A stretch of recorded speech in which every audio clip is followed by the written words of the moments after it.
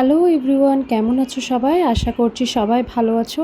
আমার আগের ব্লগে তো তোমরা দেখেই নিয়েছো যে আমরা রবীন্দ্র সরোবর গিয়েছিলাম। রবীন্দ্র সরোবর যাওয়ার পর কিছুক্ষণ ঘোরাঘুরি করলাম, আর ওখানে পরিবেশটা এতটাই শান্ত ছিল, এতটাই নিরিবিলি ছিল যে মাইন্ড রিল্যাক্সিংয়ের জন্য জায়গাটা কিন্তু পারফেক্ট। এখানে সাধারণত ছুটির দিনে অনেক বেশি মানুষ থাকে, কিন্তু ওই দিন অনেকটা কম পরিমাণে লোকজন ছিল, কারণ সকাল থেকে ওই দিন ঝিরিঝিরি বৃষ্টি পড়ছিল। আমরা মুকুন্দপুরে গিয়েছিলাম অবশ্য আমার বডির ট্রিটমেন্টের জন্য, ওর হেলথ চেক আপ করানোর জন্য। মণিপাল হাসপাতালে আমরা ওর হেলথ চেক আপের জন্য রেজিস্ট্রেশন করেছি।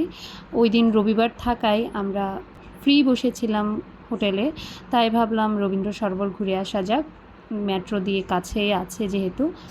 আর এখানে এসে মনটা এতটাই ফ্রেশ হয়ে গেল, কিছুক্ষণ রোদ কিছুক্ষণ বৃষ্টি, ওই দিনের ওয়েদারটা আসলে অনেক সুন্দর ছিল, তাই এখানে কিছু শর্ট ভিডিও করে নিয়েছি তোমাদের জন্য।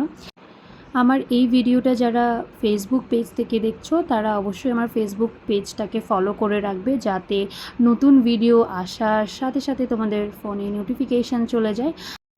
সেম ভিডিওটা যারা ইউটিউব চ্যানেল থেকে দেখছো তারা আমার ইউটিউব চ্যানেলটাকে অবশ্যই সাবস্ক্রাইব করে নোটিফিকেশান বারটাকে অবশ্যই অন করে রাখবে, যাতে করে আমার ভিডিও দেওয়ার সাথে সাথে তোমাদের মোবাইলে নোটিফিকেশান চলে যায়। আর ভিডিও যদি ভালো লেগে থাকে ফ্রেন্ডস অ্যান্ড ফ্যামিলির মধ্যে শেয়ার করবে।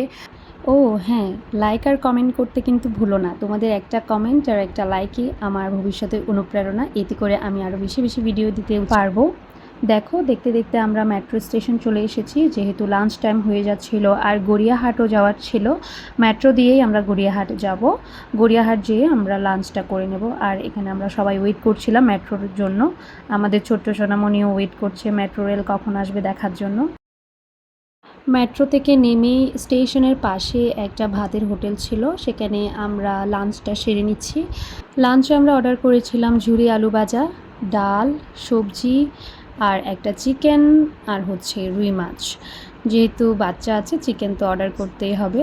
আর আমার ছেলে ঝুরি আলু ভাজাগুলো পেয়ে এত খুশি হয়েছে, সে শুধু ঝুরি আলু ভাজাগুলোই খেয়ে যাচ্ছে। সত্যি কথা বলতে এদের ঝুরি আলু ভাজাটা আমার কিন্তু বেশ ফেভারিট।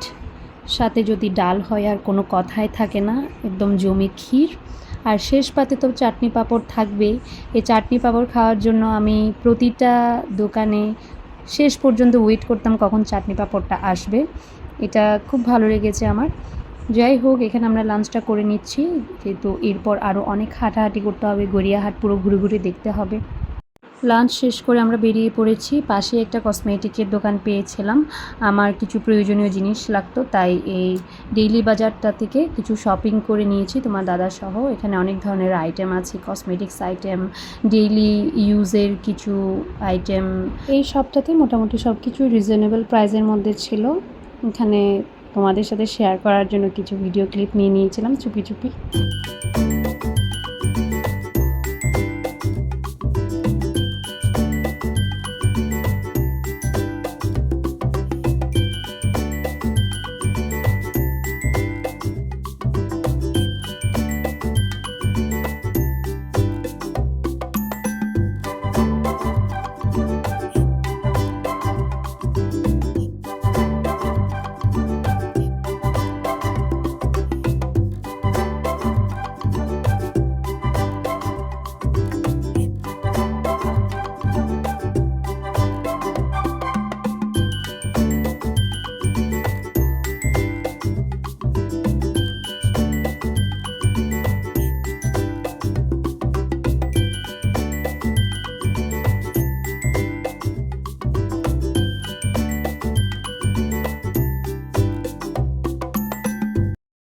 অনেকক্ষণ ঘোরাঘুরি করার পর আমাদের প্রয়োজনীয় জিনিসগুলো নিয়ে নিলাম।